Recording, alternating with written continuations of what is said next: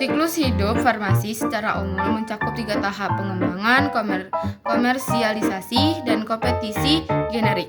Dari pengembangan awal hingga hilangnya eksklusivitas pasar, siklus hidup suatu produk farmasi dapat berlangsung selama beberapa dekade. Tahap pengembangan suatu obat baru dapat memakan waktu 10 hingga 15 tahun dan menghabiskan biaya miliaran dolar. Bagaimana perusahaan menggunakan strategi manajemen siklus hidup untuk farmasi untuk memaksimalkan eksklusivitas, mendapatkan keunggulan kompetitif, dan meningkatkan hasil pasien. Produsen obat menerapkan beberapa strategi untuk memaksimalkan nilai produk dan mempertahankan dominasi pasar sebelum patennya habis masa berlakunya. Para manajer produk dalam mengelola siklus hidup produk secara efektif di industri farmasi sangatlah penting. Seorang manajer produk bertanggung jawab untuk mengawasi suatu produk mulai dari konsepsi hingga penurunan akhirnya dan memastikan keberhasilannya di pasar.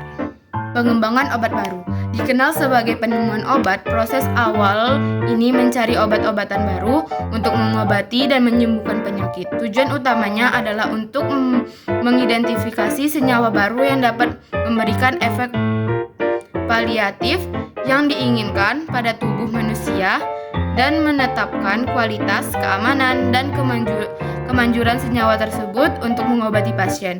Menurut para peneliti, hanya sedikit obat baru yang mampu bertahan dalam proses yang sulit ini. Dari 5.000 senyawa yang memasuki pengujian praklinis, rata-rata hanya 5 yang diuji dalam uji coba pada manusia, dan hanya 1 dari 5 senyawa tersebut yang mendapat persetujuan untuk penggunaan terputik. Seperti telah disebutkan, proses bertahap ini biasanya membutuhkan waktu lebih dari 1 dekade untuk menyelesaikan dan menelan biaya lebih dari 1 miliar dolar. Hal ini dikarenakan Anda harus berhasil melewati berbagai tahapan dan rangkaian tindakan yang meliputi. Mengingat hanya 1 dari 500 senyawa yang akan dipasarkan, perusahaan farmasi kecil harus melakukan yang terbaik untuk memposisikan diri mereka agar sukses. Saat ini, sikap berpusat pada pasien merupakan inti dari upaya tersebut.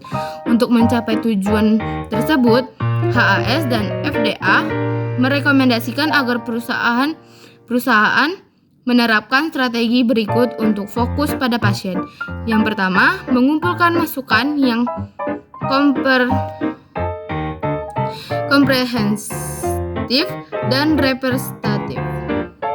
Yang kedua, temukan apa yang penting bagi pasien. Yang ketiga, identifikasi wawasan yang penting. Dan yang terakhir, mengumpulkan, menyimpan, dan menganalisis data penilaian hasil klinis atau COA. Seperti apa siklus hidup farmasi? Setiap produk obat baru akan mengikuti jalur uniknya menuju proses komersialisasi.